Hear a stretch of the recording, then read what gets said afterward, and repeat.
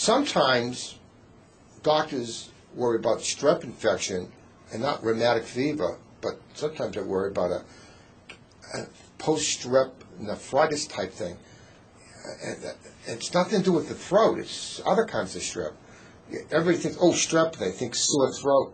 You're worried about maybe skin strep. What's that about? Could you explain a little bit more? Sure. Strep is a bacteria. Usually, we give you a strep throat. But why do we worry as kidney doctors? Strep can cause a reaction in the body. We can cause inflammation in the kidneys that usually happens about 2 weeks after a sore throat. It's interesting because that can happen after sore throat or after a skin infection as well. Usually, well, what we call impetigo. Interesting, in this country, 95% of the time we get this inflammation in the kidney because of the sore throat and not of the skin infection.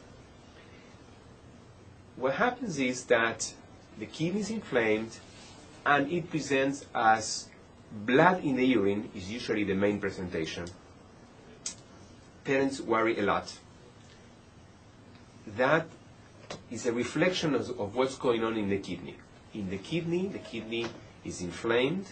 Urine may not, the patient may not urinate very well. That the kidney retains water. The child can get swollen. Does urine color, is that a unique color to it? The most typical color is dark brown, what we call Coca-Cola color, tea color. Coca-Cola urine? Coca-Cola urine. So we could call this the Coca-Cola urine disease? That's how people call it. Okay. And obviously that... Pepsi doesn't want to hear that. Someone said it's Coca-Cola, but maybe we can call it Pepsi. It's I like to call it dark color urine. Okay. Without brand names. The dark color urine, it's not the problem. But that's what brings the case to attention. Parents will come to the emergency room or to the pediatrician because of the dark urine. But we worry about the other problems. What happens after, when the kidney is inflamed? And I worry about the retention of fluid, the decreased urine output, and the increase in blood pressure that increased fluid. So do you get this thing called like a nephritis or something? That is what we called nephritis. And it comes because you have an antibody against the strep building up, and unfortunately it's not only attacking the strep, it's attacking your own kidney.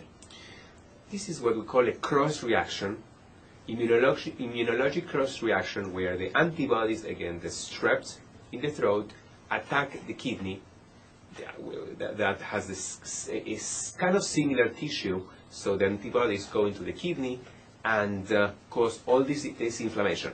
What is interesting is that this inflammation could be from very, very, very mild, and with the child only having a little bit of blood in the urine and nothing else, or could be very, very, very severe with a child with blood in the urine, protein in the urine, a lot of fluid retention, a lot of swelling around the eyes, around the legs, on the legs, and that can cause also severe high blood pressure, which can cause problems all around the body, including the brain, and that could be an emergency. My recommendation is to, when a child has something like this, they should come to the pediatrician right away, come to the ER right away, and the patient needs to be seen as soon as possible. The initial focus would to control, obviously, all the hypertension, everything, but the strep, is it treatable at that point, or is it already damaged? Well, it's an interesting question. Because obviously, if you have a strep throat, we usually treat with antibiotics. What is interesting is that, and it's not clear why, when you give antibiotics, you can prevent rheumatic fever, which is a problem in the heart. But you cannot prevent this nephritis, what we call glomerulonephritis, in the kidney.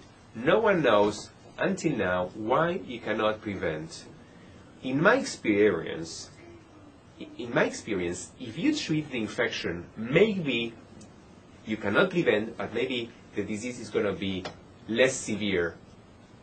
If you don't treat, maybe if you get this nephritis, the disease may be more severe. But this is just my clinical experience. Kids who get suspect rheumatic fever, they put on antibiotics for a long time. Do you do this with this disease too?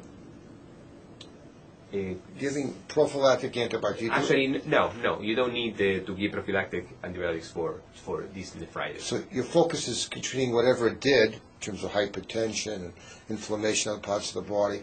And does it always go away, or does it linger on? Most of the time. This is typically it's a self-limited disease. It goes away in the majority of patients. As I said, could be mild, could be moderate, could be severe. After a couple of weeks, it is self-limited. So you have to treat conservatively, make sure that the problem is solved, that the symptoms get better, that the patient may need some medication treatment, but at some point, after a couple of weeks, it should get better. So the far majority do very well, but there's always a little residual problematic cases. Some patients may get some residual. The majority usually resolves completely.